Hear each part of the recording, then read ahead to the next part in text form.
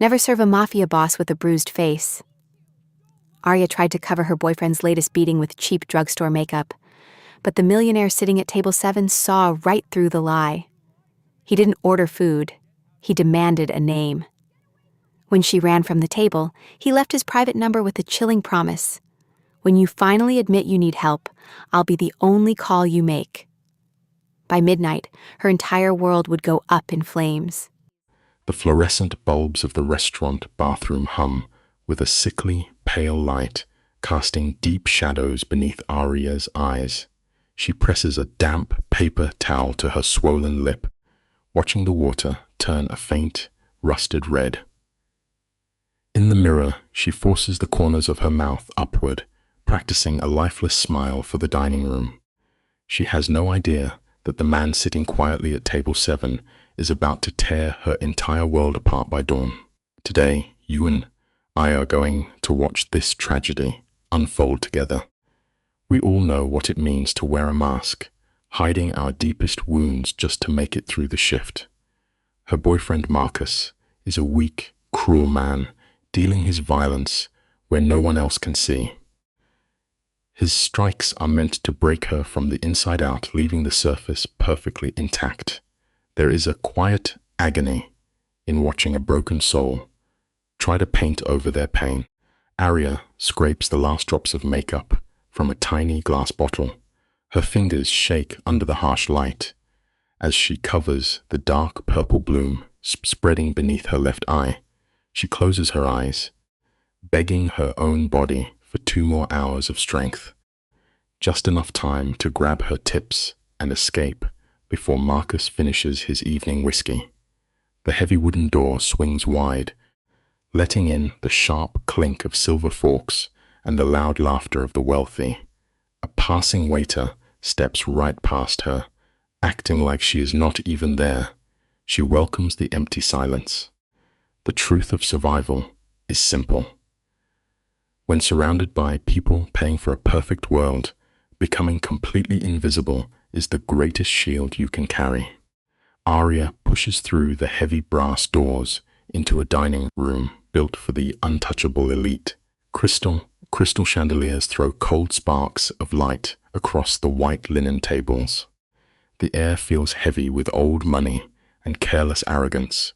People here see the staff not as human, but as silent ghosts carrying their plates. Arya lowers her gaze, shifting into the numb rhythm of the job. She steps up to table 7, opening her mouth to speak her usual script, but the sound dies in her throat. The man is not reading the menu. He is staring right through her, his eyes dark and steady, piecing her together like a broken puzzle. He sits perfectly still in a flawless black suit. Real power is always like that. It never has to shout or make a scene. It only sits quietly, forcing the room to freeze and listen. It is not his expensive clothes that make Arya's pulse beat wildly against her ribs. It is the terrifying, absolute stillness of his body. He watches her the way a detective studies a crime scene. She breathes a trembling apology and turns to run, but his deep voice stops her cold. He asks what happened to her face. The words strike her harder than any fist. Her hand flies up to cover the bruised skin, her voice shaking as she strings together a clumsy lie. The stranger slowly places his leather menu down. He leans forward, asking exactly who did this to her. Most folks gladly swallow a fake story to stay comfortable. But you and I both know the painful truth. Nothing is more terrifying than a complete stranger finally noticing the deep agony you try so very hard to hide. The moment he orders his wine, Arya turns and nearly runs. Reaching the dim light of the bar, her hands shake so badly she must press them flat against the cold wood. She is falling apart, angry that a single glance from this man tore through her walls. The bartender slides a dark bottle across the counter, whispers that table 7 asked for her by name. Every step back to the table feels like dragging dead weight. The stranger is speaking fast, quiet Italian into his phone. The shadows seem to cling to him, carrying the scent of underground violence. He cuts the call, looks up, and softly introduces himself as Leon. Listen to me on this one. When a man radiating that much dark power takes an interest in your broken pieces, your deepest instincts will always beg you to turn around and run. Leon casually mentions he owns the building, gesturing for her to sit. Arya slowly lowers herself onto the edge of the chair, her legs tight and ready to bolt. Leon takes a deliberate sip from his glass before asking how long the abuse has been going on. She flinches backward. She tries to change the subject, but his dark eyes pin her in place. When her voice finally breaks, she asks why he even cares. The warmth drains completely from his face. He leans in, his voice dropping to a terrifying whisper, and says he hates seeing valuable things ruined. She stands up so fast, the chair scrapes loudly, rushing back to the kitchen. Here is a vital truth. You must never let anyone, no matter their power, turn your human pain into a shiny broken toy they simply want to fix for their own amusement. You cannot outrun a shadow. For the rest of the night, Arya feels the heavy weight of Leon watching her every move. His expensive food sits completely untouched. He is simply waiting in the dark. Let us pause here for a second, you and I. Have you ever felt that sickening drop in your stomach when you know your safety has run out? The dining room slowly clears. Suddenly, her phone buzzes in her pocket. It is Marcus. The bright words on the screen make her throat close up. He wants her home, right now. She knows exactly what happens if she walks through that door, late. When she lifts her head, Leon is standing barely 3 feet away. He softly tells her she is terrified of the man waiting in her apartment. He does not ask. It is a brutal, undeniable fact that shatters the last piece of her fragile armor. Arya steps back, her voice shaking as she tells him he knows nothing about her world. Leon does not blink. He stands perfectly still, replying that he knows her time is running out. He pulls a thick, black business card from his jacket. He tells her to call him, not if she needs help, but when. She stares at the card like it might catch fire in her hands, lying through her teeth that she does not need a savior. Leon steps into her space, bringing the sharp smell of gun oil and rich cologne. He whispers that when she finally stops running from the truth, his number will be the only one she calls. Then he fades away into the dark. Sometimes life hands you a strange rope right before the floor caves in. Minutes later, she is running to her car. Marcus is calling again, his slurred words promising pure hell. Arya grips the steering wheel, begging into the phone to be home in 10 minutes. Marcus spits a nasty threat, and the line goes dead. She drives too fast through the slick city streets, her mind completely stuck on Leon. A heavy question settles over her. Which is truly worse, that a ruthless crime boss saw her pain, or that a small part of her desperately wanted his dark protection? She parks outside her building, taking one last deep breath. The front door is unlocked, a terrible warning sign. Inside, the blue light of the television washes over Marcus. He sits beside an empty liquor bottle. He stumbles to his feet, cursing her for being late, and throws his heavy body toward her. Hear me well. Staying to fix a poisoned soul will never heal them. It will only guarantee the bitter death of your own. The cramped apartment smells of stale whiskey and blind jealousy. Marcus grabs Arya's arm, his fingers digging so hard into her skin that she gasps. You and I have seen this kind of weak man before, a fragile rage built entirely on the fear of losing control. He swings his hand, striking her jaw with a sick thud. Warm blood instantly fills her mouth. Before he can strike again, her phone begins to ring. Marcus snatches it away with a cruel grin. It is her brother, Ethan. But in Marcus's poisoned brain, everyone is a threat. He hits the speaker button. Ethan's panicked voice fills the dark room, begging his sister to pick up. Marcus just laughs, throwing Arya down against the hard wooden floor. Let me tell you something true. The people who scream the loudest for your respect are always the ones tearing your spirit into bloody pieces. Marcus stands over her, mocking the absolute panic in her brother's shaking voice. But then the tone on the speaker shifts. Ethan stops yelling. His voice drops into a cold, terrifying whisper that sounds too much like a goodbye. He tells Arya he is so incredibly sorry, mumbling that he just wanted to fix a stupid mistake. Then, a sharp click. The dial tone rings through the room like a funeral bell. Marcus rolls his eyes and tosses the phone onto the couch. He is too foolish to understand the danger, but a freezing weight drops straight into Arya's bones. She calls back, straight to voicemail. Her heart kicks into overdrive. When Marcus reaches out to grab her, she rips herself away with the wild strength of a cornered animal. This is what love does. The fear of losing family turns a quiet victim into a force of nature. Before he can blink, she is gone. Her knuckles are bone white against the steering wheel. She tears through the dark streets, flying blindly into the rotting side of the city. She slams on the brakes outside Ethan's apartment block. The front door is smashed in, hanging off its hinges like a broken jaw. Arya sprints up the concrete stairs, bursting into his home. It is a complete war zone. Wooden chairs are shattered into kindling. Sharp glass coats the rug. She steps carefully over the wreckage, whispering his name into the suffocating silence. Then she reaches his bedroom. The heavy mattress is flipped upside down. Pressed flat against the faded wallpaper is a large, smeared handprint in drying dark red blood. Her knees instantly hit the floorboards. We always think we are ready for the worst. But when the bloody proof of our nightmare is staring us in the face, the human body simply forgets how to stand. Let us step into this room with her for a moment.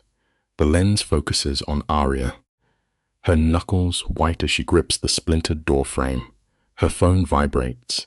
She answers with trembling hands, met by a voice that is terrifyingly steady. No anger, only the polished calm of a corporate predator. He states that Ethan tried to steal $50,000 from the most violent syndicate in the city.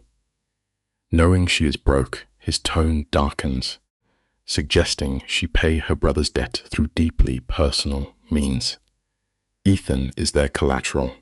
The line clicks dead, leaving her gasping in a room that suddenly smells of cold fear. It serves as a stark reminder that life-altering trouble rarely knocks politely. It simply kicks down your door and demands everything you have. The weight of trauma splinters her reality, stealing her memory of the next few hours like a dropped frame of film.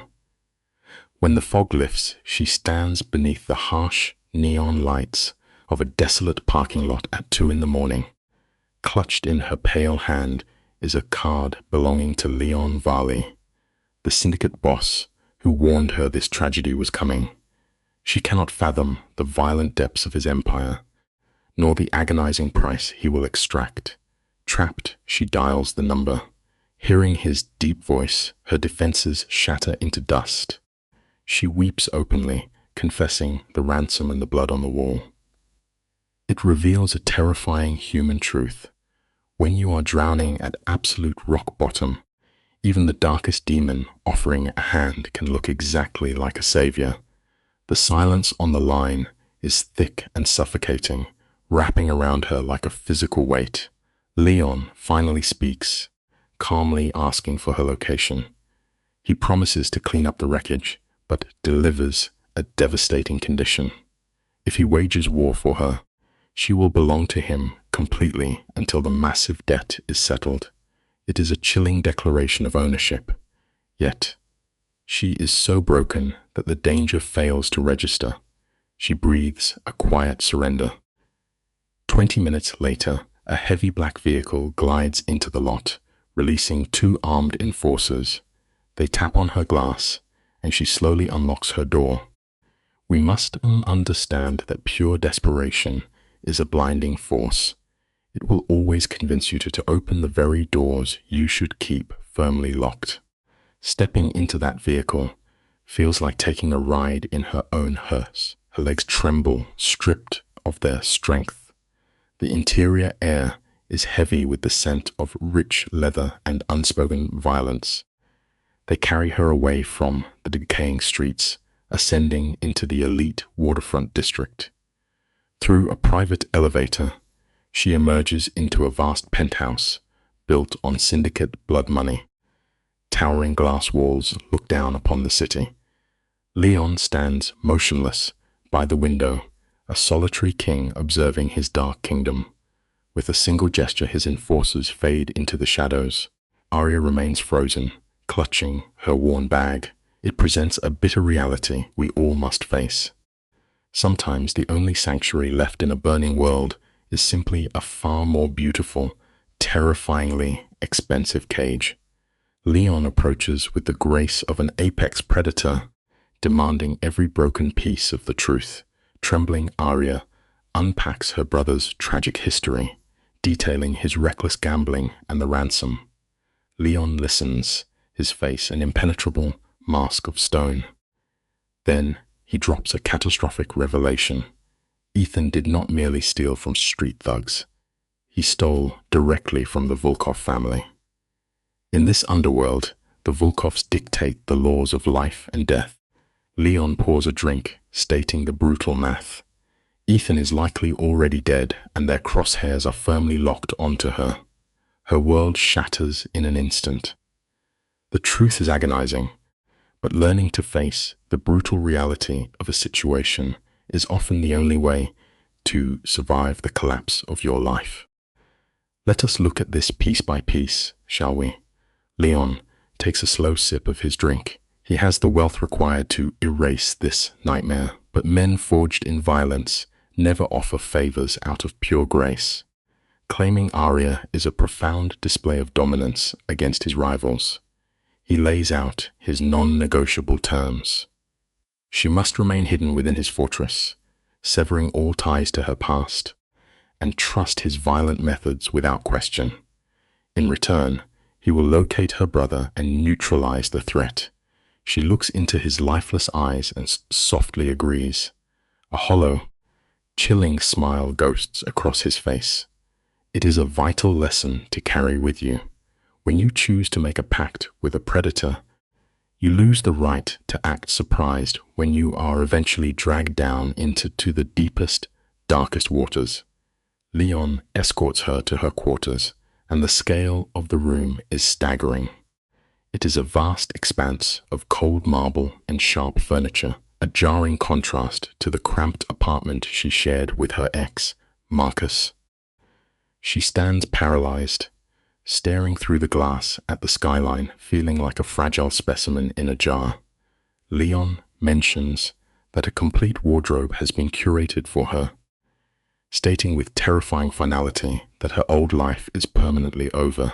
She stammers, asking what he intends to do about Marcus.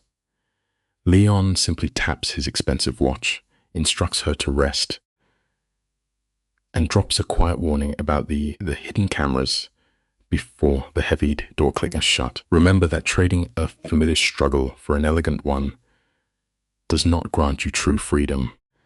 It merely upgrades the aesthetic of your prison. She traded a rusted cage for one of solid gold, and the grip of true panic finally takes hold.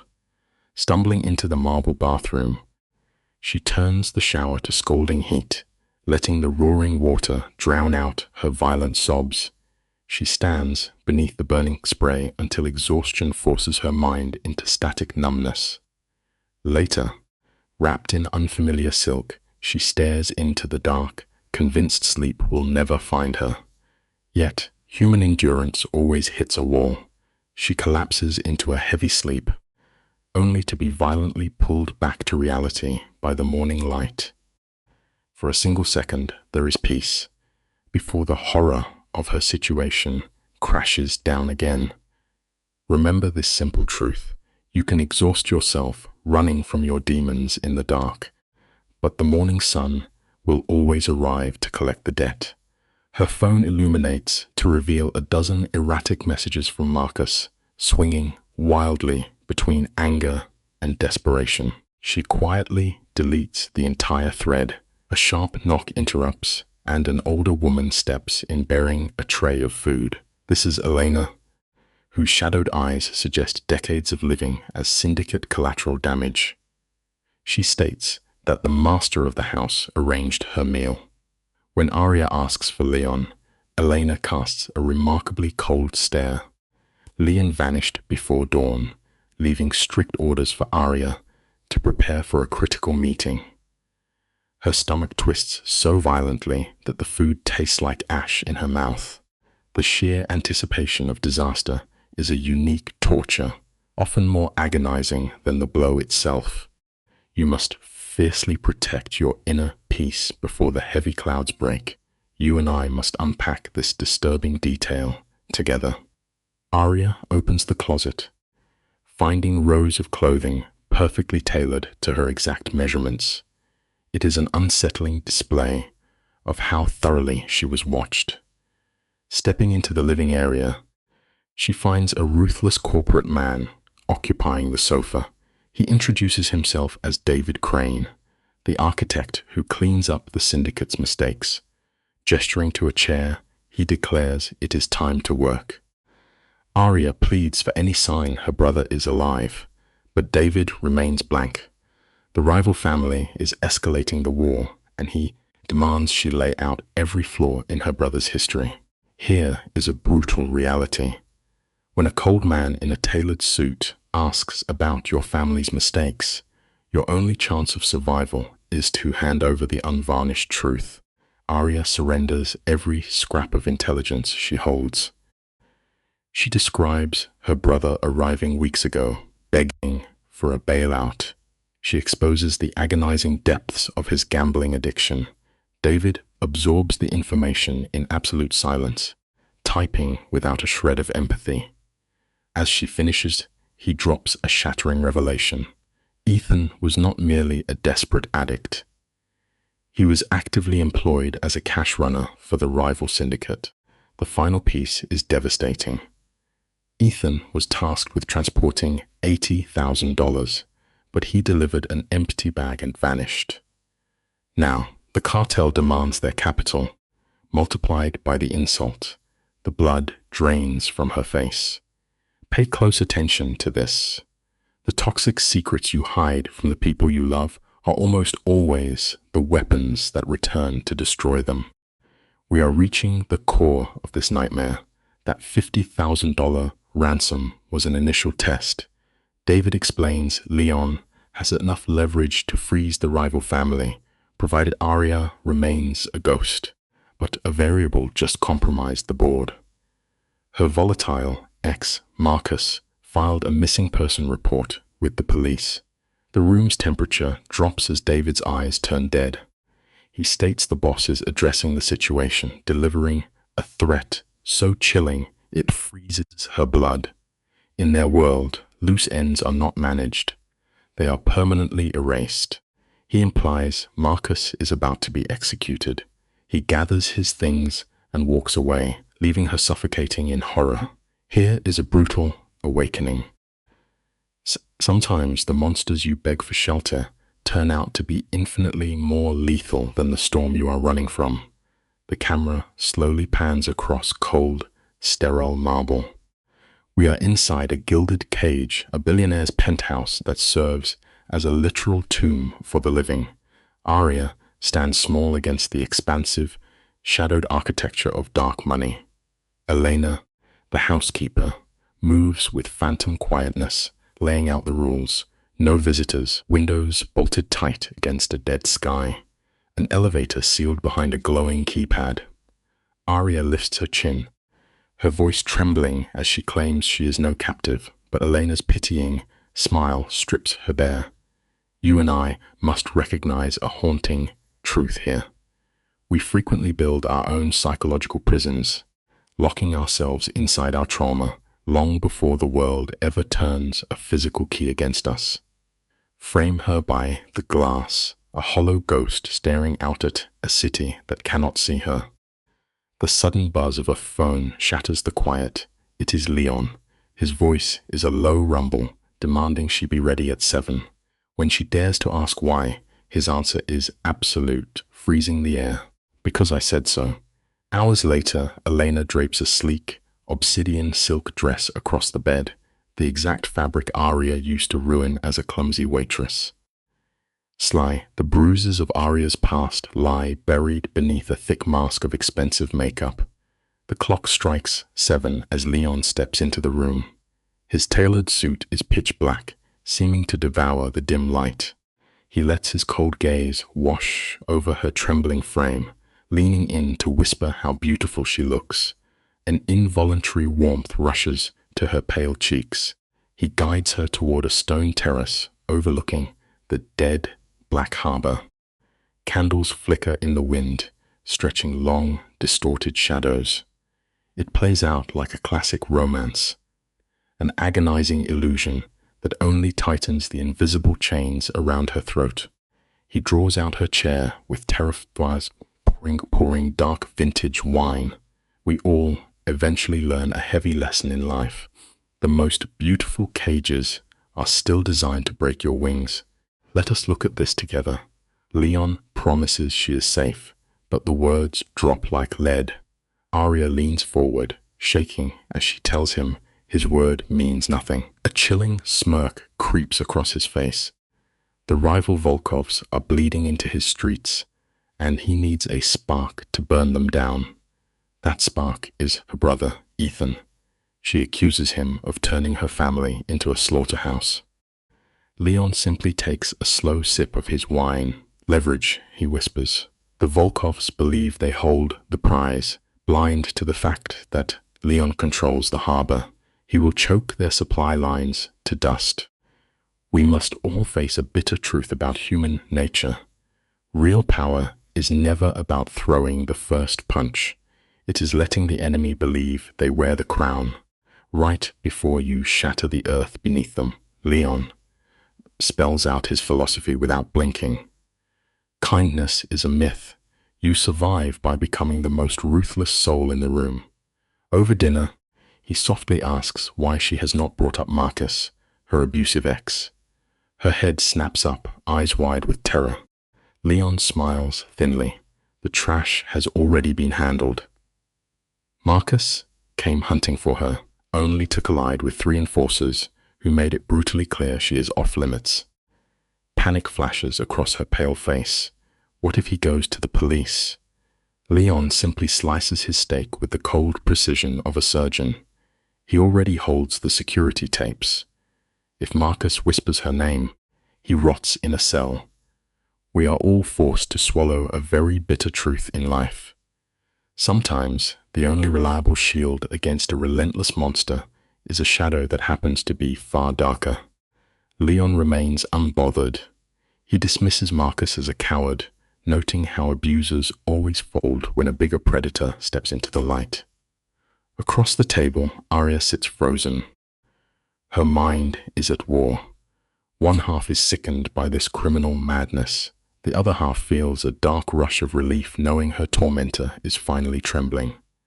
Catching her silence, Leon snaps her back to reality, asking what she actually wants. She begs for her brother, but Leon pushes deeper, probing for her true endgame. He studies her like a complex equation. She has spent her life hiding, he whispers, but she is far from weak. Her survival instinct is a rare currency. It is a heavy truth we rarely admit. Agonizing pain often forges the exact psychological armor you need to survive whatever comes tomorrow. Arya asks how she holds value for a boss. Leon leans closer, candlelight catching his dark eyes.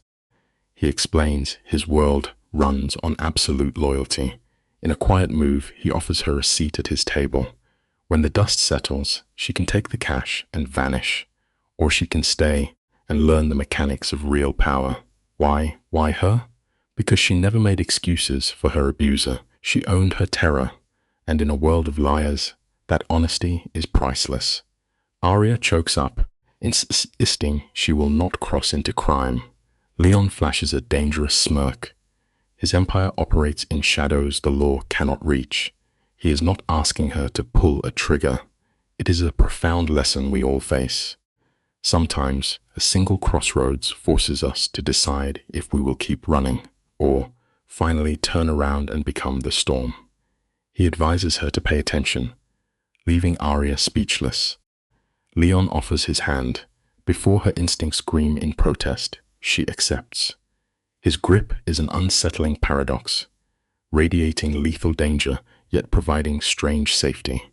Guiding her to the terrace, the boss drops his armor. He confesses he crawled out of the exact same gutter she did. His father was a monster who broke his mother down. At 12 years old, Leon swore never to be a victim again. Arya stands stunned.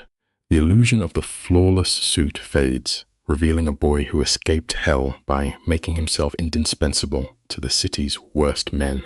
He worked, he observed, he waited. It is a profound truth we must always remember. The tallest empires are always built on the dark foundations of unimaginable pain. You and I have likely stood at this exact precipice, that quiet second before a soul decides to stop running.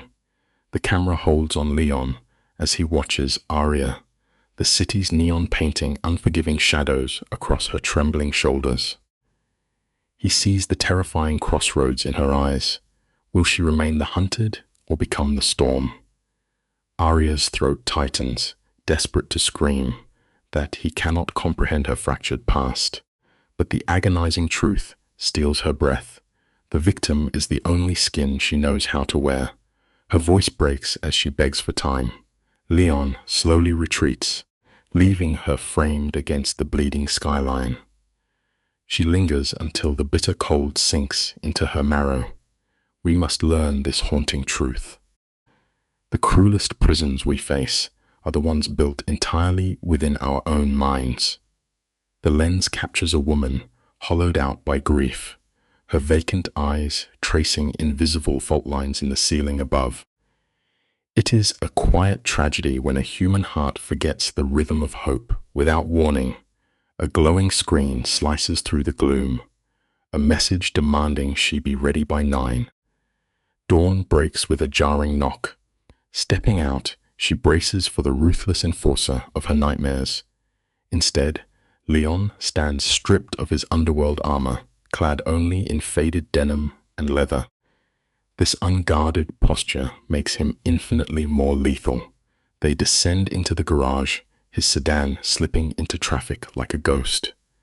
The bleakest lesson of survival is simply this: a broken spirit will only ever find genuine, lasting safety wrapped in the suffocating embrace of the absolute dark. Rain streaks the diner window, trapping them in a faded 1950s purgatory. Leon orders coffee with an eerie, suffocating calm. As Arya questions his silence, the camera focuses on his spoon, stirring sugar with agonizing patience. He is proving he's not the beast of her past. She attempts to mask her terror, but he catches the microflinch in her spine. She expects the explosive wrath she suffered under Marcus. Leaning across the booth, Leon dismantles her illusion. He whispers that he is far worse. Marcus was a coward throwing tantrums. Leon destroys lives with cold intent, but only targets those who deserve the blade.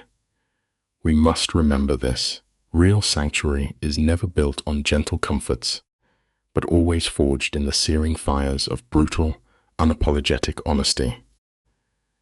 The overhead light buzzes as Arya pushes cold food across her plate. Leon casually drops a weighted question about her brother Ethan, mining for the boy he was before the shadows swallowed him. In this brutal world, vulnerability is the highest currency. Arya exhales, detailing the fatal crash that erased their parents and forced Ethan into agonizing labor. But noble sacrifices inevitably breed bitter resentments. The day she graduated, Ethan shattered, diving into the numbing void of addiction. When she reached out, he violently severed the tether. Utterly alone, she became the ideal prey for Marcus. It is a devastating reality. We often sprint back into the jaws of familiar ruin, simply because the lonely silence of healing is far too terrifying to face. The camera pushes in on Arya's face, bathed in the sickly yellow glow of streetlights. Guilt is a parasite, eating her soul, whispering she damned her brother. But Leon shatters that illusion. He forces her to see that Ethan's colossal failures belong to Ethan alone. Having a bleeding heart only curses you to absorb the shrapnel of someone else's war. Their tires crunch over broken glass in a decaying industrial graveyard. Yet, as Leon enters a code, the rusted steel groans open, revealing an immaculate sanctuary. Simone waits inside, radiating a freezing, calculated menace. It is beneath the pale lights. It offers a painful life lesson. The things we desperately need to protect are almost always buried beneath the most shattered, unlovable exteriors. Leon casually dismisses his underground empire as a mundane shipping hub. Simone merely offers a razor-thin smile. She is the ghost in the machine, orchestrating his bloodiest sins. One glance at Arya's trembling hands, and Simone decodes the tragedy. They have tracked Ethan down. A rival outfit has him pinned against the riverbank. Leon leans back, letting the darkness swallow his face. "Let them drown in their terror," he murmurs. Back in the suffocating leather of the car, the silence shatters. Arya turns, tears gleaming in her eyes, demanding to know why a ruthless kingpin would bleed for a stranger. Let us look closely at this dynamic together. The raw truth of humanity is simple.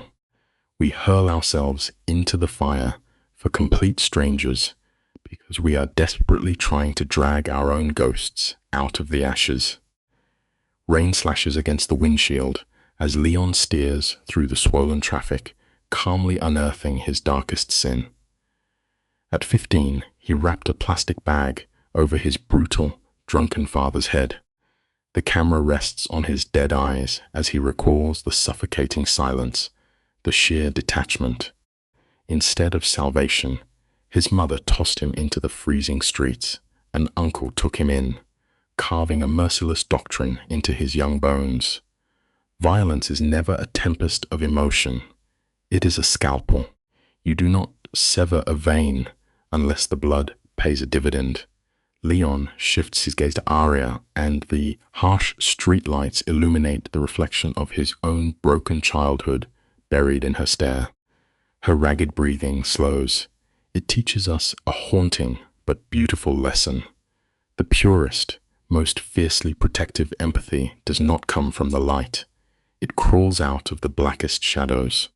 Down in the cavernous garage, the fluorescent hum fills the quiet. Arya's voice trembles as she thanks him for not treating her like shattered porcelain. Leon's posture softens, declaring she is only bent, not broken. Grasp the weight of that distinction. There is a vast ocean between a spirit crushed to dust and one simply bowing to outlast a hurricane. Upstairs, time bleeds away. Leon seals himself in his office while Arya paces, her footsteps echoing like a ticking clock. At 10 o'clock, the door clicks open. Ethan is caged at Pier 17. Wild adrenaline spikes in her chest as she demands to march into the slaughter. But instantly, the gentle savior dies. The ruthless kingpin steps forward, hammering down absolute law. She stays. He goes. Some vows are forged in iron, sworn solely to keep the innocent clean. A violent scream clawed at Arya's throat. She wanted to bleed on the front lines of her own family's tragedy. But a single look at the stone-cold geometry of Leon's jaw proved the argument was buried. She offered a hollow, obedient nod.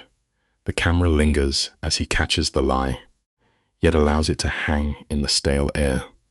That night, she lay frozen beneath the sheets, the city's dark heart beating through the walls. Morning broke like a fresh bruise, washing the penthouse windows in a furious grey downpour.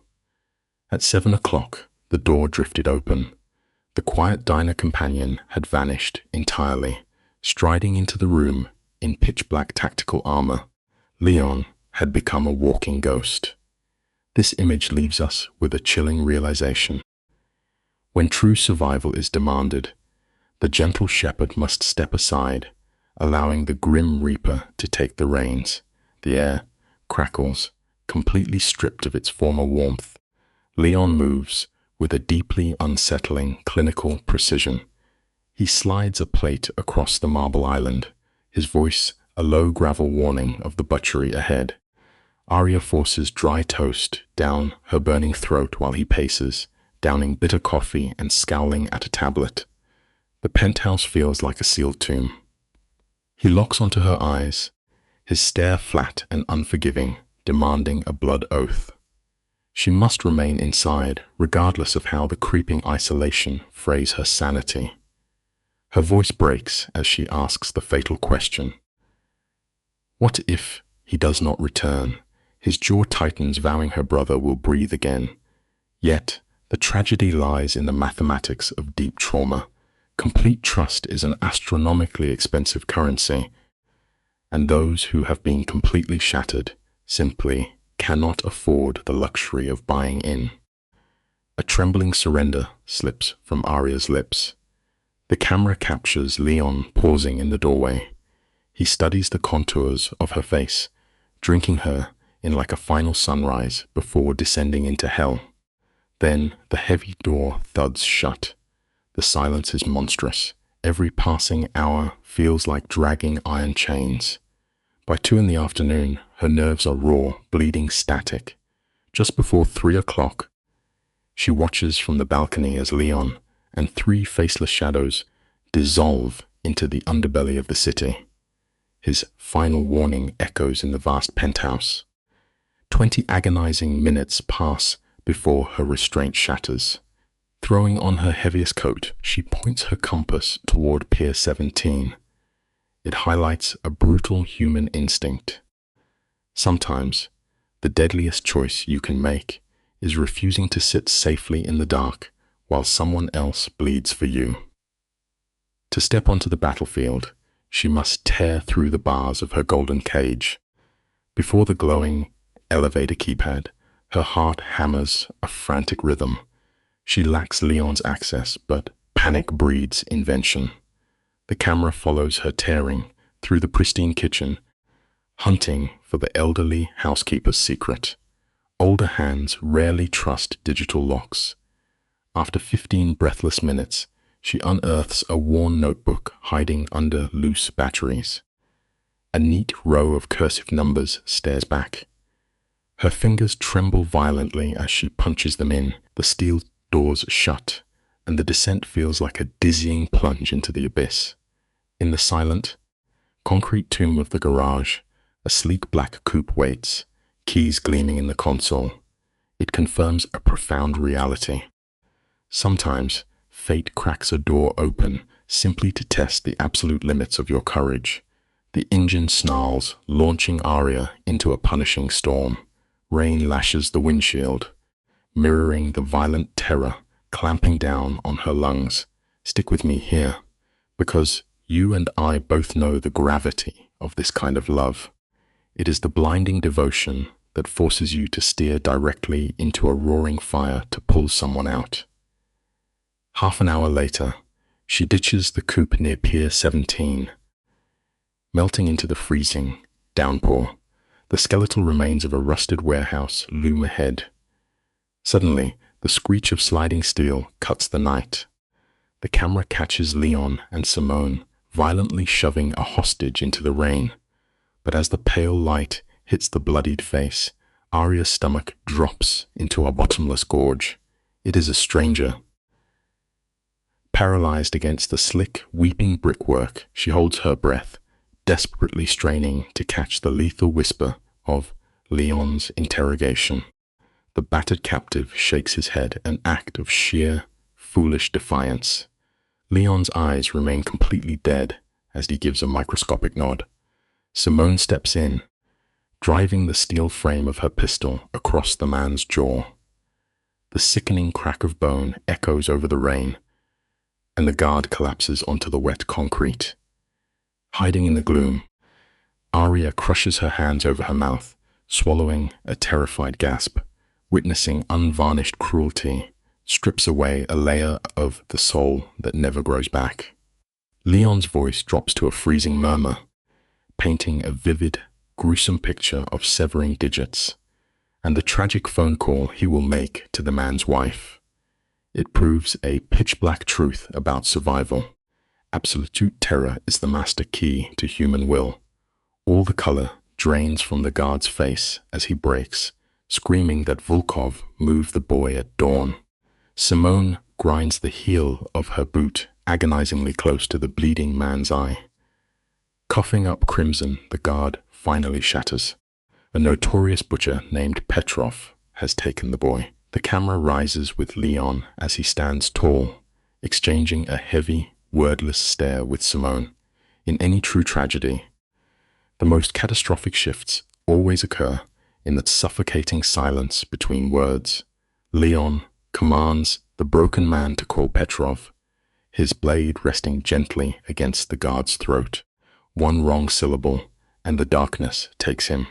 4 excruciating rings pierce the rainy night.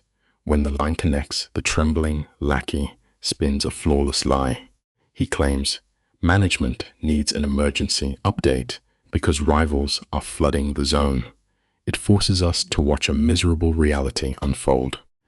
Betrayal becomes an effortless instinct when your own breathing is the final chip on the table.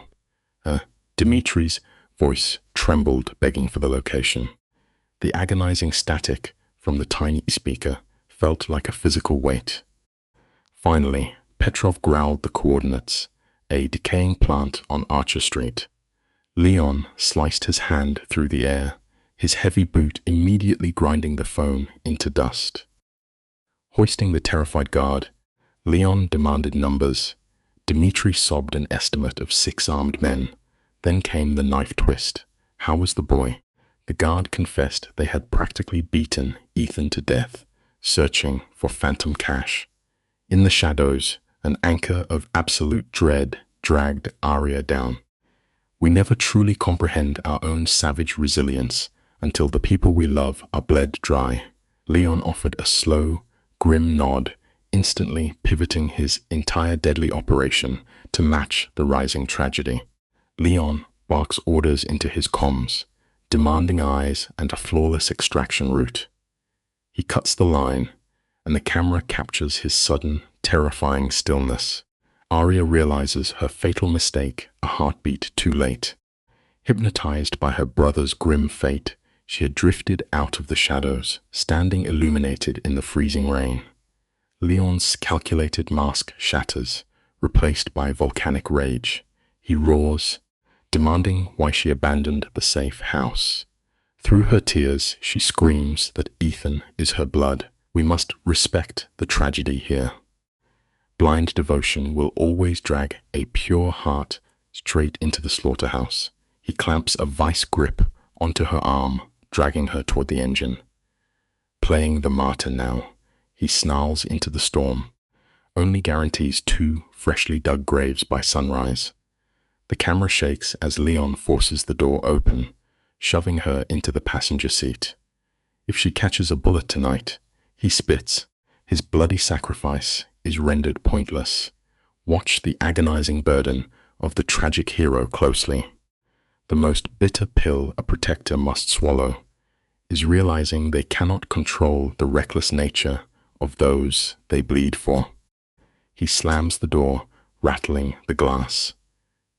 Through the rain-slicked window, Arya watches him lock into a vicious screaming match with Simone, whose venomous glares cut straight through the windshield. Simone marches away into the mist. Leon takes the wheel, burying the accelerator without a single glance in Arya's direction. Always remember this painful truth. Weaponized silence is often the most brutal beating a human soul can ever endure. Leon slowly turns to face her, his features carved from ice in the dim dashboard light. He lays down the absolute law. Lock the heavy doors and become a ghost. Arya gives a terrified nod. He presses a crumpled paper into her trembling fingers, dropping his voice to a gravel whisper. If he is not back in exactly 60 minutes, she must find Marcus. Blind panic floods her eyes, but he raises a hand to silence her. Then his stone facade finally fractures as his calloused knuckles brush her wet cheek. The thickest emotional armor ever forged will always melt against the only soul you truly cherish. He swears he will return, stepping backward into the torrential downpour. As 20 agonizing minutes bleed by, the silent car becomes an airless chamber of absolute psychological torture. Let us examine this excruciating moment together. Rain hammers the metal roof. Without warning, a solitary gunshot cracks the night wide open. Arya stops breathing. A chaotic symphony of automatic fire and screams erupts from the concrete compound. Her primal instinct screams to sprint into the bloody fray, but Leon's final command chains her to the seat. Here lies a brutal lesson. Honoring a sacred promise in absolute stillness is infinitely more agonizing than recklessly charging into the flames. A sickening quiet falls, instantly obliterated by an explosion that paints the weeping clouds a violent orange.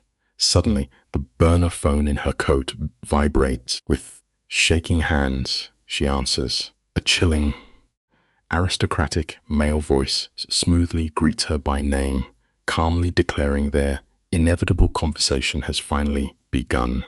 The camera zeroes in on Arya's terrified face as she demands a name.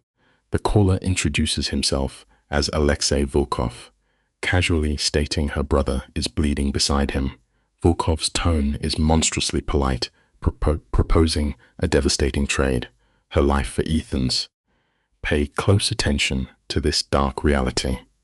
True predators always dress their sickest atrocities in the tailored suit of a reasonable negotiation. Arya screams for proof. A sickening thud echoes, followed by Ethan's shattered voice begging her to run. The phone is violently snatched back. Volkov softly dictates an address on Industrial Boulevard. 30 minutes, or her brother stops breathing. The line goes dead. As another wave of automatic fire erupts from Leon's direction, she realizes her fragile hope is entirely gone. Her time has finally run out. The suffocating weight of her choices crashes down. Leon is bleeding in a war she started. If she waits, her brother goes to the morgue. Her shaking hands find the ignition, transforming terror into a glacial focus. The dashboard reads 22 minutes. She tears through flooded streets, risking everything for the boy who threw his life away for her. Industrial Boulevard emerges from the fog like a cemetery of rusted metal. She kills the headlights near Unit C. The massive steel doors ahead disengage with a heavy groan. Her primal instincts scream at her to drive away. But you and I know the cruelest law of human connection. True loyalty is never safe. It is the agonizing willingness to march directly into the roaring inferno for your blood. Taking a breath, she steps into the absolute abyss. Every human carries a debt, but family ledgers are balanced with pieces of your soul. The camera tracks Ari's boots hitting the concrete. Blinding halogens snap on, framing Alexei Volkov. His tailored suit and polite smile mask a dead heart. He whispers a mocking thanks. Arya ignores him, locking onto the broken figure in the corner. Ethan is pulverized, his face a total ruin. He chokes a warning before a heavy boot crushes his ribs. Arya lunges, her throat tearing as she screams. Volkov raises a single finger, freezing the violence. He circles her slowly. Bathing in her raw agony, we must understand the grim tragedy of this world. Love is merely a fatal liability to the wicked. The snare pulls tight as Volkov smiles, demanding the operational secrets required to erase Leon from the earth forever. Let us frame this scene together. You and I know this underworld game. The camera follows Volkov pacing the damp concrete, boots echoing sharply. Harsh light catches his grin as he shatters the girl's reality. Ethan's debt means nothing here. In this dark economy, cash is cheap, but emotional leverage is pure gold. Arya is merely a weapon to break a rival. She whispers, voice trembling, that Leon barely knows she exists. Volkov laughs, a cold sound, revealing a terrifying truth. Leon is burning his empire to ashes just to keep her breathing. The most agonizing life lesson we ever learn is discovering our true worth to someone only when the receipt is printed in blood. Volkov gives a curt nod. Iron doors groan open, and enforcers drag in the bleeding, shattered form of Leon. Focus the lens on Leon, swaying on his feet. His arm hangs at a sickening angle. When he locks eyes with Arya, his hardened mask shatters. The camera lingers on his face, finding no anger, only raw grief. He calls her a foolish girl, voice thick with unshed tears. Volkov stands in the shadows, mocking the weakness burying them. The devil demands his terms. Leon must surrender the territory, return the shipments, and pay $200,000. Leon asks the price of refusing. Volkov presses a freezing barrel flush against Arya's temple. Leon stares into her terrified eyes. You can almost hear the devastating moral math processing in his soul. True love is found in the terrifying willingness to lose everything so another can breathe. He quietly offers his own life for theirs. Volkov shakes his head, rejecting the sacrifice. But the fallen king is not finished. Leon's voice hardens to iron. If they do not walk out alive, a file of dirty secrets hits the FBI in 30 minutes. Volkov forces a smile, dismissing it as a bluff. The room goes deathly quiet. The only sound is the heavy storm smashing against the roof. Leon stares through his rival, challenging him to pull the trigger and find out. A tremor of doubt crosses Volkov's face. He hesitates. The cold steel slips from Arya's temple. He argues a leak destroys Leon too, but Leon has already made his peace. Listen to this ultimate truth of power. The truest strength we can ever build comes from fully accepting our own ruin. Before the battle even begins, Leon is completely ready to burn, and his rival is not. Picture the cinematic staging. The air feels heavy with the metallic scent of blood and regret. Leon anchors the frame with absolute conviction. Volkov aims a weapon at his face, promising a slow rot in a cell. Leon stares back with zero panic, his posture defining his tragic character. He orders Ethan to grab his sister and never look back. Listen, you and I know this undeniable truth. Sometimes, the truest form of love is having the devastating courage to walk away so someone else survives. Arya watches the crimson dripping down Leon's bruised face, her heart shattering in real time. She whispers a desperate promise to come back. Leon simply offers a haunting ghost of a smile in return. He already knows the inescapable reality. She can never return to this ruined world. The camera pans down to the flooded asphalt as Ethan's knees finally buckle. They make it barely half a block before exhaustion drags them both into the cold rising water. Above them, the sky tears open, pouring a merciless rain, but Arya refuses to surrender. She screams his name, her voice tearing through the thunder, begging him to stay awake. It is often in our most shattered, empty moments that true resilience finally reveals itself. Pulling from a well of strength she did not know she possessed, She hoists his dead weight into the passenger seat and collapses behind the wheel. Her hands shake violently as she punches in the address from Leon's soaked card. 12 minutes. She throws the car into gear, tearing blindly through slick red lights, a phantom chasing hollow shadows in the mirror. In the flickering dashboard glow, Ethan is rapidly fading. His chest heaves with agonizing breaths while Arya mutters frantic prayers, begging the universe to tether him to the waking world. The tires screech to a halt before a brutal brick structure in the silent district. She throws herself against a thick glass door, hammering with bloody knuckles until a colossal figure emerges from the shadows.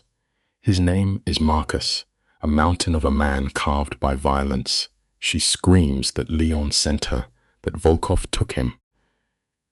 You and I must acknowledge a profound truth here. Our greatest salvation often arrives wrapped in the most terrifying packages. Marcus checks Ethan's thready pulse in a heartbeat and reaches for his phone. He sees the girl, but the boss is gone. The entire master plan has collapsed. The phone disconnects with a heavy click that echoes off the wet brick.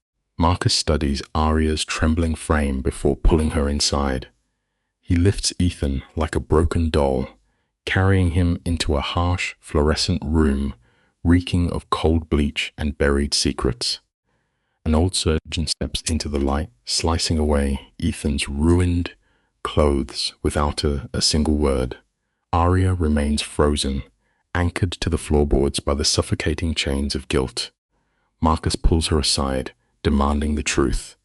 Her voice breaks as she confesses the warehouse trap and the blind exchange. Marcus's rough features darken as the bitter reality sets in. Leon traded his own life to buy hers. It is a brutal human tragedy. We make desperate wagers in the pitch black, praying to find the light, only to watch the shadows swallow us whole. Tears cut through the grime on Arya's face as she begs Marcus for a rescue. He remains a statue of cold indifference, his dark eyes locked on the security monitors. He tells her, devoid of pity, that they do not mount rescue missions. He trusts Leon has a secondary plan. Her chest heaves as she demands to know what happens if Volkov simply executes him. Marcus finally turns, his gaze piercing. That, he murmurs, would ignite a war that burns this city to ash. The camera of her memory flashes back to Leon in that dim warehouse, studying her face as if memorizing it for eternity. Marcus demands total obedience if Leon is to survive. The dead hours of the night are a profound torture, forcing us to sit entirely still and face the ghosts of our own disastrous mistakes. Arya sits paralyzed in the glare of the surgical room, watching the doctor move with quiet precision. A woman named Elena materializes like an apparition from the hall, dropping clean clothes onto Arya's lap without a sound. Arya changes in a hollow daze, crushed beneath the weight of her own ruin. Elena leans against the doorframe, projecting absolute certainty. She claims Leon has danced with death for 15 years and never missed a step, but Arya knows the agonizing truth. He stumbled because he chose to catch her. True vulnerability reveals itself only when we drop our iron shields, knowing full well the devastating wounds that may follow. She cannot stop replaying that single flash of fear in Leon's eyes. Right at the stroke of midnight, the doctor finally wipes his bloody hands. Ethan will live. The words hit Arya like a physical blow, snapping the tension in her spine until her knees buckle against the floor. The wave of relief drags her into a heavy sleep, but the peace is short-lived. She jolts awake to find David Crane looming over her like a dark omen. The untouchable operative looks hollowed out. It is 4 a.m. He drags her into a claustrophobic office and unleashes his fury, asking if she grasps that she incinerated months of undercover work. She bites back, saying she only wanted to save her brother. It is a cruel irony of the human condition.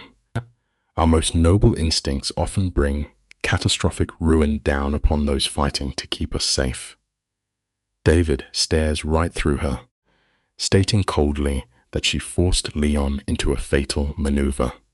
The air in the cramped office grows so thick it threatens to crack the plaster. David drives his fist into the desk, an impact that rings out like a gunshot in the silence. His jaw is locked, radiating fury that Leon broke protocol, refusing to leave her bleeding on that restaurant floor. Yet, you and I know the truth. Leon looked at her and saw a fragile piece of humanity he could not abandon. When Arya whispers a plea for news, her posture is entirely folded by guilt. David sags, exhaling a defeated breath. Total radio silence. Volkov is keeping Leon locked in a cage, slowly testing his bluff about the federal files. It forces us toward a bitter pill. A whispered apology can never rebuild the house we burn down when we recklessly shatter the rules of survival. David's eyes narrow, cutting through the dim lighting to dissect her. He is silently measuring whether she holds the psychological iron required for the next act. In this vicious underworld, he warns, letting your heart soften is no different than handing a loaded gun to your executioner. He slides a thick dossier of surveillance photos across the scarred wood. 18 months they have hunted Volkov, yet they are paralyzed without the evidence, locked inside his vault. Arya asks where she fits into this violent chessboard. David leans in, delivering the verdict. Volkov will summon her soon. Let us be utterly clear about the gravity here. Sometimes, the only way to slaughter a monster is to walk directly into its lair, step willingly into its trap, and pray you have the strength to pry the jaws open from the inside. The directive hangs in the stale air like a guillotine. David needs her to wear a wire. Arya goes rigid, a glacial wash of terror flooding her veins. They want her to manipulate the exact psychopath who nearly slaughtered her family. David pushes forward, his tone merciless. It is the only way to cut Volkov down. The man's bloated arrogance blinds him to the capability of women. He will never see the deception coming. A visceral memory flashes through her mind, the glint of cold steel, Leon's blood pooling on the tiles. It tips the scales. She draws a shaking breath and accepts the burden. When the door clicks shut, she buries her face in her trembling hands. She has spent a lifetime running from the fire. But you cannot outrun the darkness indefinitely. Sooner or later, you have to plant your feet and fight back against the shadows. It is an act of sheer madness, yet it stands as the singular path to mend the devastation she unleashed. At 6 a.m, Marcus fills the doorway, clutching a mug of black coffee, his scarred face unreadable. Volkov has sent word. He is dumping Leon at Pier 17 in exactly 2 hours. Arya vaults from her chair, her heart slamming against her ribs. Pier 17, the precise stage where this tragedy began. Marcus barks an order for her to stay put, warning of a blatant ambush, but she cuts him off. Leon mortgaged his own life to buy hers. Hiding is no longer an option. They depart together, parking in the shadows just short of the rotting, fog-choked docks. The absolute worst part of any impending violence is the agonizing, suffocating silence right before the hammer finally crashes down on the anvil. 30 agonizing minutes bleed away in the fog before the headlights of a black sedan pierce the gloom. 2 enforcers drag a shattered figure from the back seat, tossing him like garbage onto the concrete. It is Leon. The camera lingers on the violence painted across his body, his arm in a bloody sling, his face dark with bruising. Marcus lunges from the shadows, gun raised, but Arya shatters her promise, sprinting wildly into the open. Leon blinks at her through swollen eyes, a gravelly whisper reminding her he said to stay away. She kneels in the rain, snapping back that his orders mean nothing. Look, we all try to shoulder our crushing pain in isolation, pushing away the hands desperate to pull us out. He only manages to ask if Ethan is breathing, his eyes to roll back into the dark. In the flickering basement, the doctor grips Leon's shoulder and shoves it home with a sickening crack. Leon swallows the white-hot agony without a flinch, his stoic face radiating a quiet menace. Once patched up, he corners Arya in the dim hallway where she is already drowning in guilt. His dark eyes lock onto hers as he delivers the order. Grab Ethan and vanish into the wind before Volkov finishes the job. But Arya plants her feet. She refuses to yield, fully aware he gambled his very life for hers. Leon attempts to build a fortress of ice, coldly claiming it was purely a tactical move, stripping away any trace of sentiment. It is a deeply fascinating defense mechanism. Some lies are so desperately fragile, they shatter the very second they leave a man's lips, exposing the bleeding heart he is trying so hard to hide. Picture the scene. The room is bathed in the cold yellow of a single overhead bulb. She tears his bluff apart, her voice barely a whisper. She saw the raw panic bleed into his eyes when cornered. Under the weight of her stare, Leon finally breaks. He confesses that, when her life is on the line, he turns into a monster, putting men in the dirt. Arya slowly sinks to her knees. Looking into the dark abyss of his eyes, she demands he teach her to destroy Volkov. She is done playing the victim.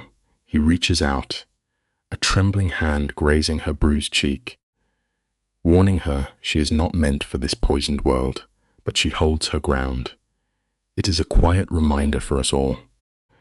True strength only shows itself when we willingly step into the roaring flames. Let us look at this shifting chessboard together, because the stakes have just turned fatal. Leon finally yields, but he sets an absolute law. If he tells her to run, she runs without a single glance back.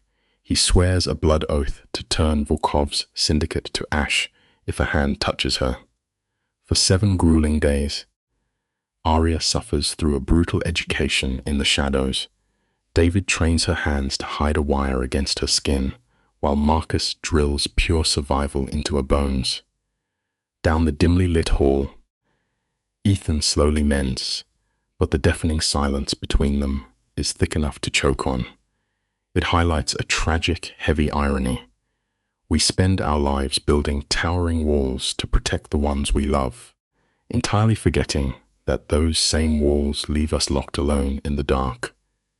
Ethan sits alone in his shadowed room, drowning in a heavy, suffocating guilt that no needle and thread could ever stitch shut. Then, the nightmare scenario materializes.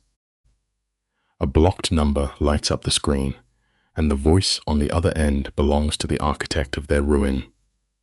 Volkov, the crime lord, speaks with a rhythm dripping in manufactured warmth, going so far as to offer an apology. He demands her presence for dinner at the Monarch, the glittering crown jewel of the city. When she questions the trap, he dangles the ultimate salvation. One evening, in exchange for erasing her brother's debt entirely, it reveals a terrifying flaw in human nature. The deadliest traps set for us are always beautifully wrapped in the comforting illusion of a completely clean slate. Volkov insists they discuss the Varelli mess, prompting Leon to frantically signal Arya to keep the monster talking. Volkov spins a masterful performance, faking deep sorrow over Leon's violent path and offering her a golden ticket out. The man practically bleeds weaponized empathy through the receiver. Every instinct screams at her to hang up, but her eyes drift to the dark bruises painted across Leon's tired face. Her voice shakes, but she agrees to meet him at 8 the next night. The second the line goes dead, Violent tremors rack her frame as she gasps for air. Leon quietly begs her to walk away, but she anchors her feet to the floor. Sometimes, stepping willingly into a roaring fire is the only way to burn away the demons holding you hostage. Stick with me here, because the tension in this dim room is about to shatter the glass. Arya stares Leon dead in the eye, her voice a steel blade, declaring she is permanently done living as prey. Leon offers a slow, heavy nod. He swears on his life that he will be planted inside that restaurant, and if things turn ugly, he will burn the building to the ground.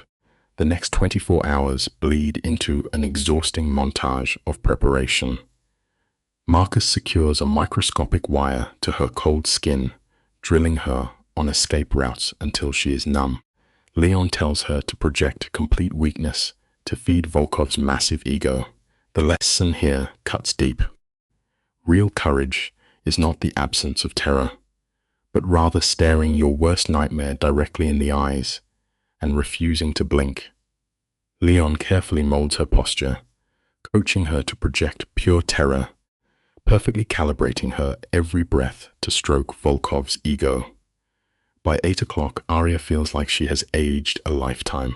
She slips into a dark, flowing dress, painfully aware of the freezing metal wire taped against her ribs. Pushing through the doors of the Monarch feels like stepping into a beautiful cage built from crystal and gold.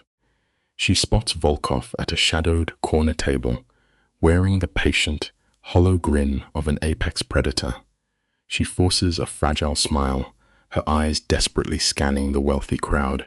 She cannot see Leon anywhere in the room, yet she feels the heavy, burning weight of his gaze protecting her. It reveals a quiet truth. Sometimes, true love is simply knowing someone is standing right there in the shadows while you walk into the flames. The camera lingers on the candlelit table as the kingpin smoothly orders red wine, playing the charade of a normal dinner. Arya hits her marks flawlessly.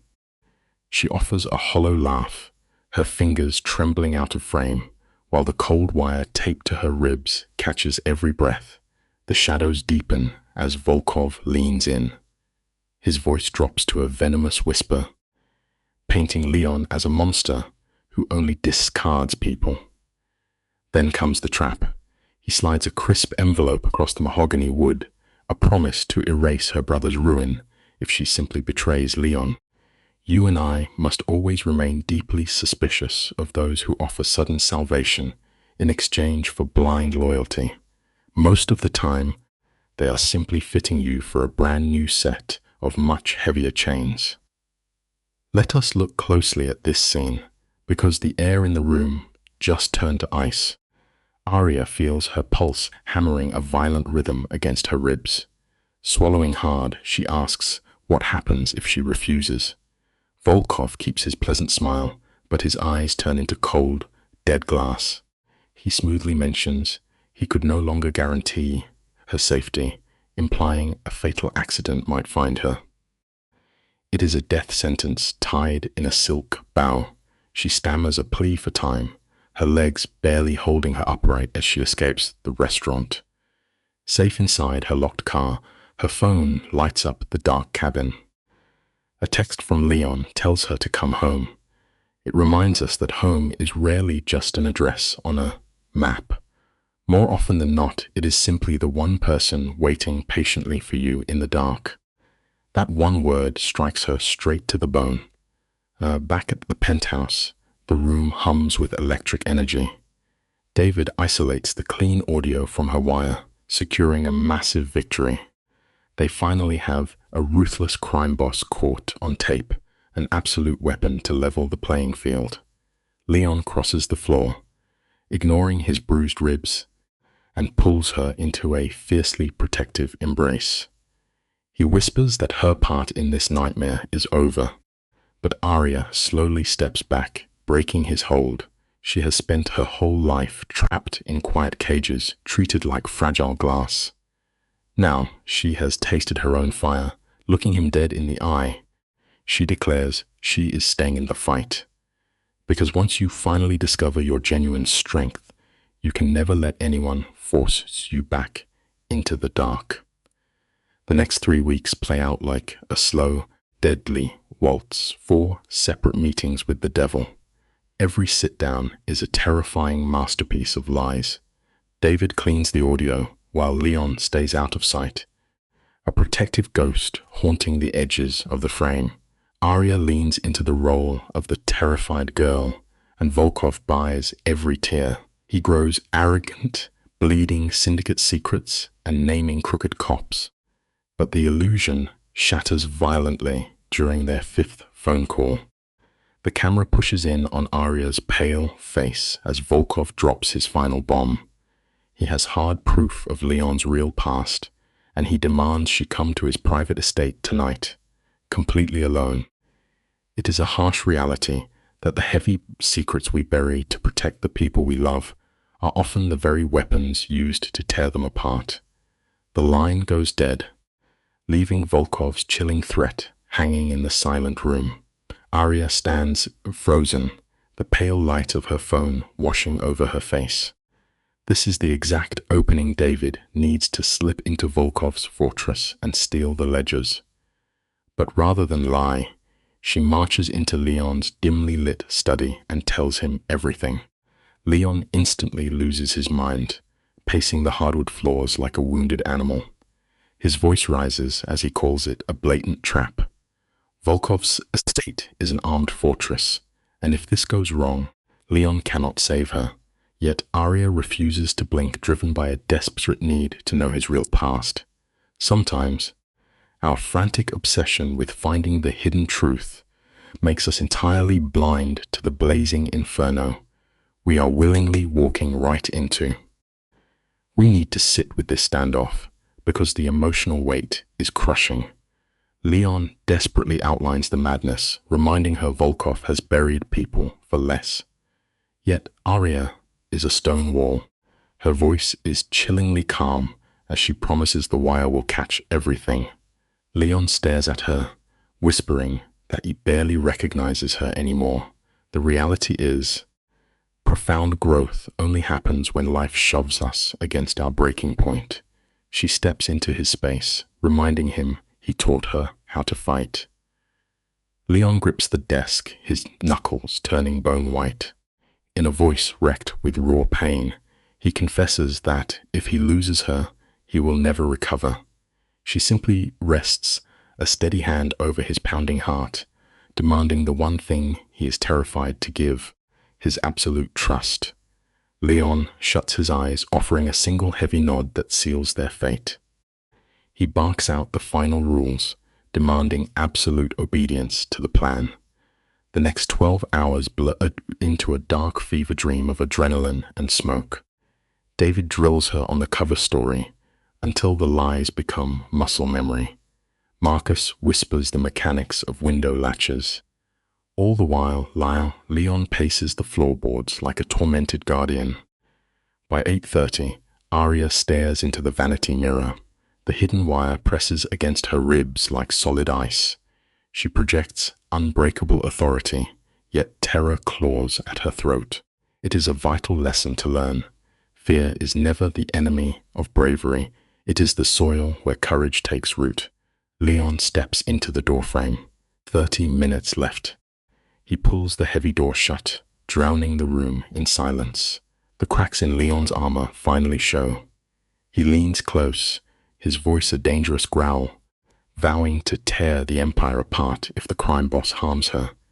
Arya tries to ease the tension with a fragile, fading smile, but Leon silences her, his rough fingers tracing her jaw as he confesses her life matters far more than his bloody revenge.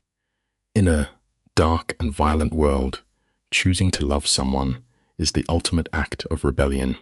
Arya leans into his palm, stealing a final second of warmth. She whispers that they need to talk later, but he bridges the gap, crushing his mouth against hers in a desperate collision of terror and devotion. Breaking away, he begs her to come back, alive. At 10 minutes to 9, she slides into the dark sedan, entirely alone. The earpiece feels like lead against her skin. Through the static, Leon's low voice is her anchor, a promise she is not walking into this nightmare alone. His presence is her armor. They reach Volkov's glass headquarters. Let us pause and look at spaces like this. These towering monuments of wealth are often just pristine masks built to hide the rot festering beneath. Arya rides the elevator to the 20th floor, her pulse hammering a frantic rhythm. The doors part on a cold, shadowy office. Volkov stands by the window, offering a smile so polished it makes her blood freeze. She demands the promised evidence. He simply points to a leather chair.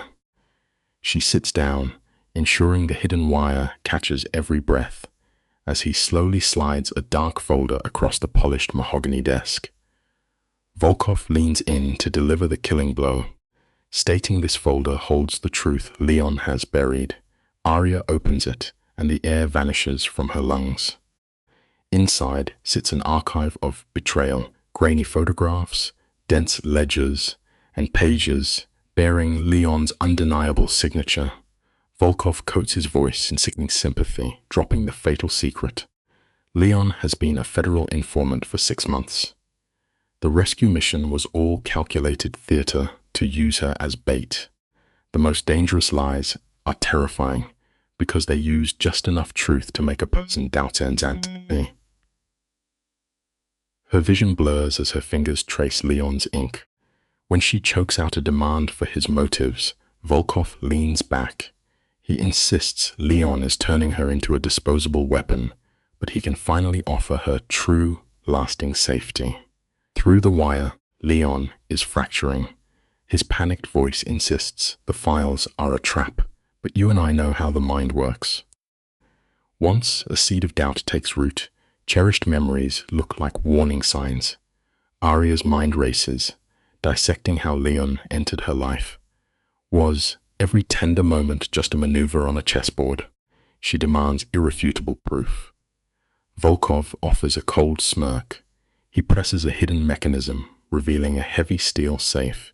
Pulling out a flash drive, his voice drops to a hypnotic cadence, promising it holds Leon's true records. Her fingers shake violently as she takes the cold metal, asking what she is about to witness. Volkov steps back, letting the dim light cast deep shadows across his face. He coldly replies that it is unseen footage of her brother. Volkov's eyes go dead as he twists the knife. He reveals Leon knew the warehouse coordinates all along.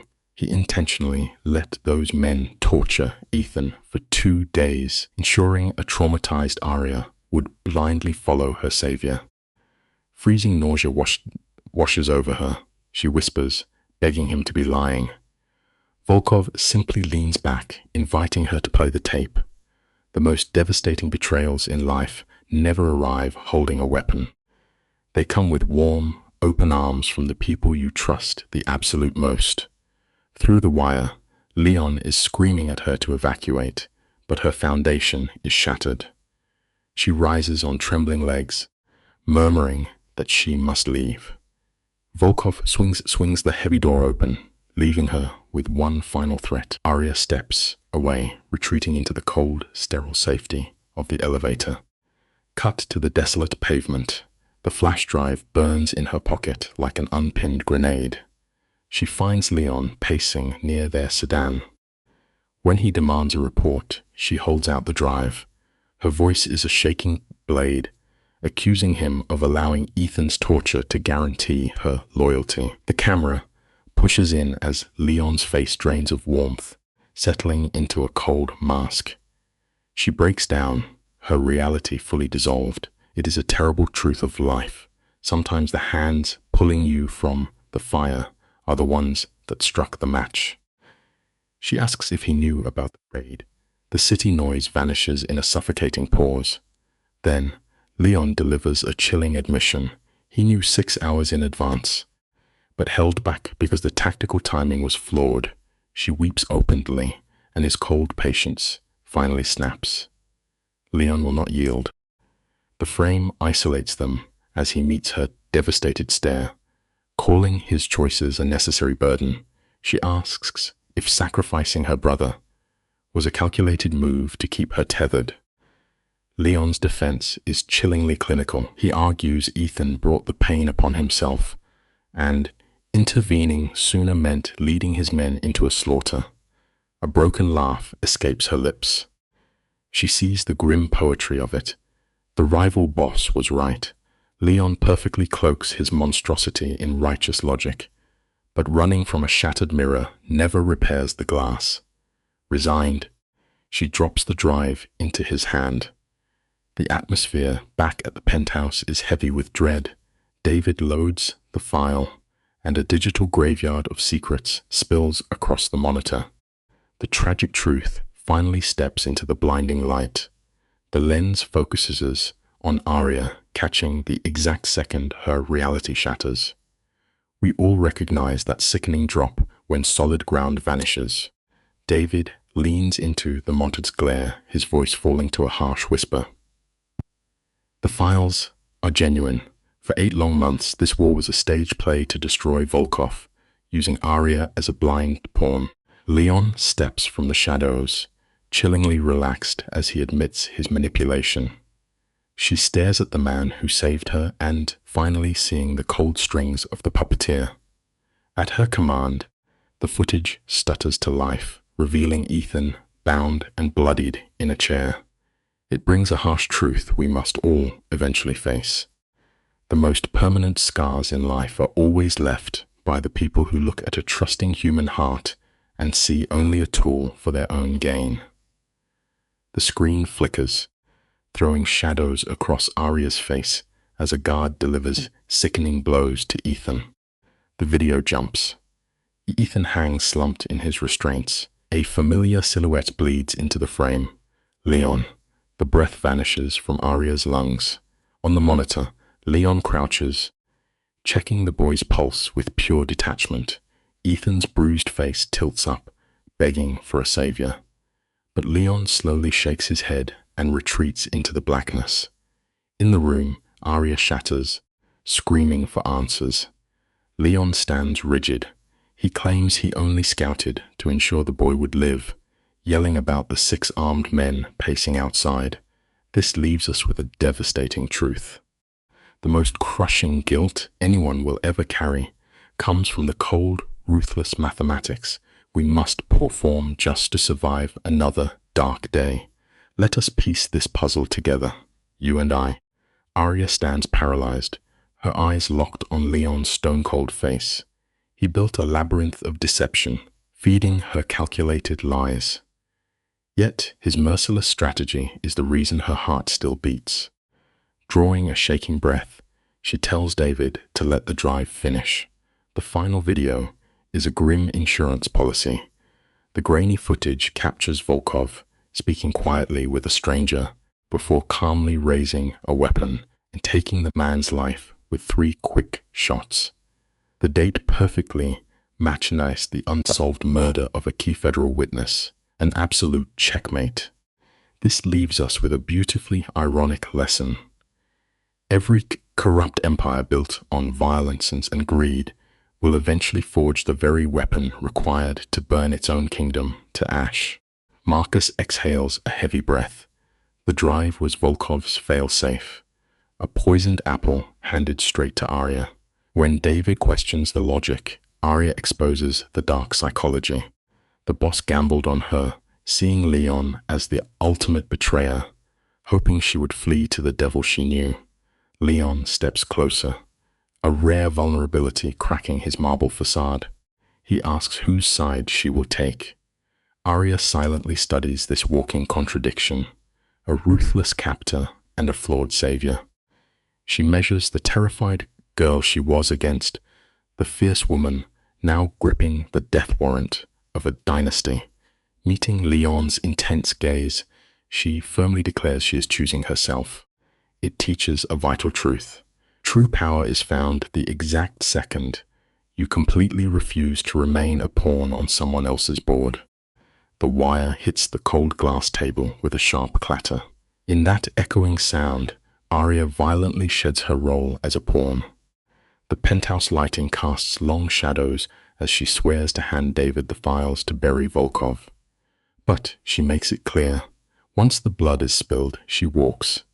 She locks on to Leon, her eyes burning through the heavy air, forcing him to see her as an equal. The resulting silence is suffocating. David finally clears his throat, muttering they have what they need to end this tonight. Leon barely blinks. He is mesmerized by the sheer defiance in her posture. When David suggests protective custody, Leon's voice cuts the room like a blade. She stays with him. It is a harsh truth we all face. You will have to aggressively draw the lines around your own life, or someone else will inevitably cross them. David reads the dangerous finality in Leon's stare. He takes the drive and vanishes, leaving them suspended above the glittering city. The ambient hum of traffic fills miles. Away Leon steps closer, his voice heavy with a tremor he cannot hide. He tells her she could have died. Arya does not flinch. Her shoulders are set. She whispers that she needed to step into the fire to strip away her fear, both of Volkov and of him. The rigid, violent lines of the mobster's face finally break. He pours 2 glasses of scotch, handing her one. He murmurs it was not bravery, just desperate survival. Arya gently clinks her rim against his. To survival, she replies. They drink the burning liquid in unison. It makes you wonder. How often do we call something courage, when it is really just pure desperation with nowhere left to run? You and I have seen this movie before. The wealthy criminal offers the broken girl a safe cage. But Leon shatters that cliché. Swirling the amber liquid in his glass, he predicts the feds will drag Volkov out by dawn. Then he offers her something far more dangerous than money. He offers her his empire. He needs her sharp, calculating mind to help run the syndicate. His hands are flat on the table, totally exposed. Arya searches the shadows of his eyes for a trap, but finds only a terrifying, raw honesty. She simply whispers that she will consider it.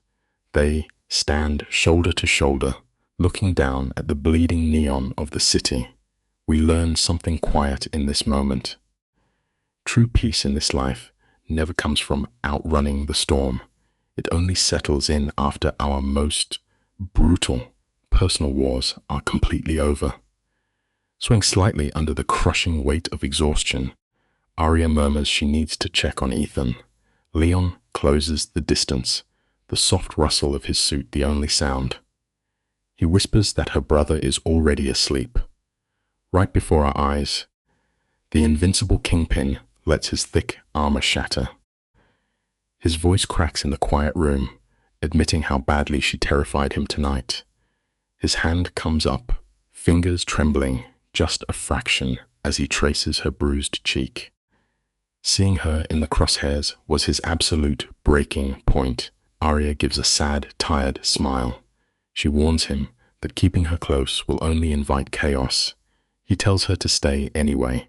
She pulls him down into a kiss. It is slow, anchoring them to a dangerous future. It proves a simple truth. Even in our darkest, coldest nights, we can still find a reason to hold on. Drained of color, Arya confesses the anger is still there. The bitter resentment of being played on his violent chessboard burns hot in her chest. Leon absorbs the blow, nodding slowly. The strike hits right at dawn.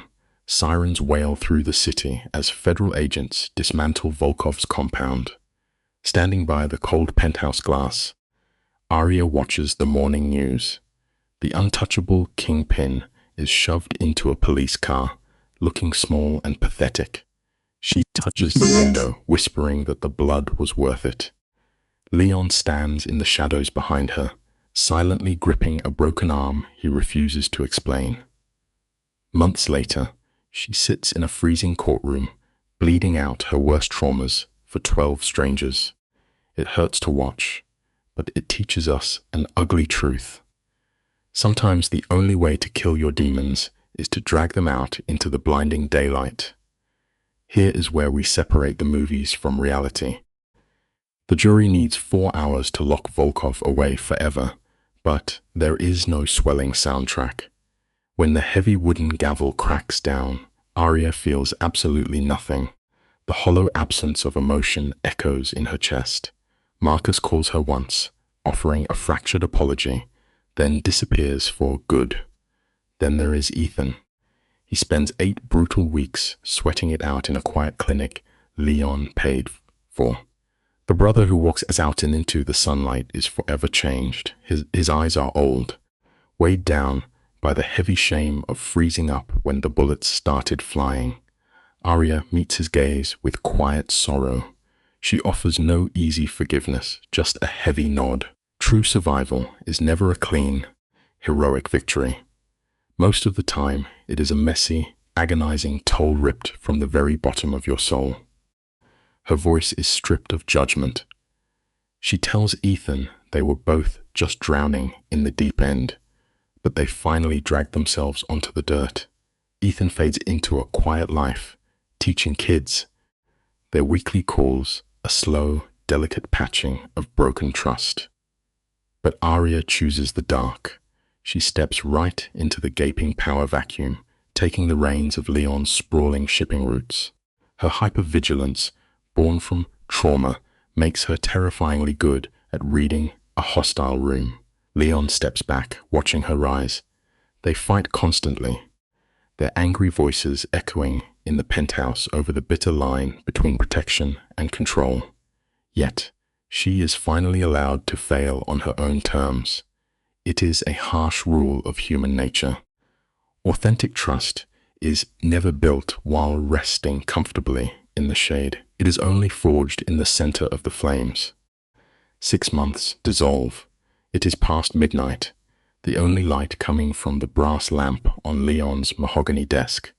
Arya traces her finger down a stack of syndicate contracts, ruthlessly hunting a hidden clause meant to bleed them dry. Leon leans against the doorframe in the dark, watching the cold focus in her eyes. He murmurs, almost amused, that she actually enjoys the violence of the game. Arya does not flinch or apologize. She looks up, her face half in shadow, and asks if holding power is a crime. Leon steps into the light. The shivering girl from the diner is dead. In her place sits a brilliant architect of empire. He whispers that he only unlocked the door. She kicked it off the hinges. We should all remember this. Genuine authority is never quietly handed over to you on a silver platter. You have to take it. She closes her eyes and leans into his rough palm. You can almost hear the iron plates of her armor crashing to the floor. The old toxic game of savior and victim is completely dead. She breathes out, asking what happens now. Leon looks at her, laying out a vision of pure, lethal partnership. They will rebuild this empire side by side. She pulls him in, kissing him with a slow, heavy finality. This isn't the frantic, bleeding desperation of their early days. This is a deliberate, massive choice. He rests his forehead against hers, the untouchable boss finally breaking open. He confesses he loves her, asking her to turn his freezing fortress into a home. We all grow up waiting for a clean fairy tale, but the reality is much sharper. True love is just two deeply scarred people looking at each other and deciding to stop running. Let's take a closer look at this together. This is not a story about a knight saving a helpless maiden. This was a bond welded together in absolute paranoia and blood. It had razor-sharp edges. When Arya looks Leon in the eye and promises to stay, you can physically see the ruthless kingpin exhale, dropping his heavy, lethal guard. 2 years bleed away, and the entire world changes.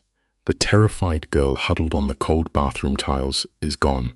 In her place, Arya stands before a massive mirror, her fingers brushing the sharp lapels of a tailored, midnight black suit. She is the living embodiment of a vital truth. real courage is never the absence of fear.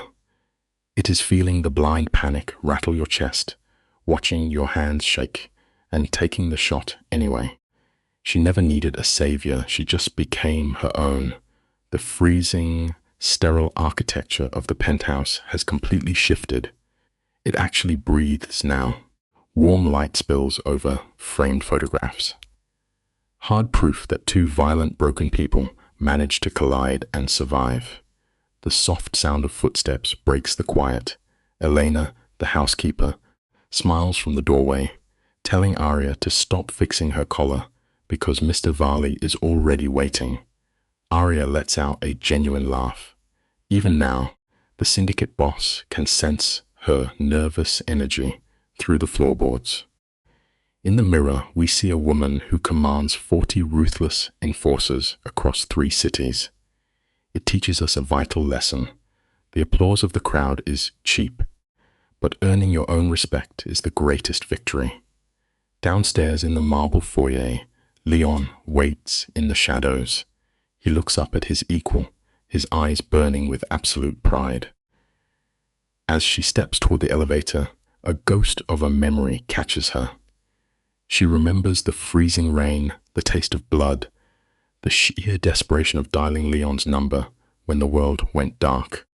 Tracing the ugly architecture of her own trauma, she realizes she wouldn't erase a single jagged scar.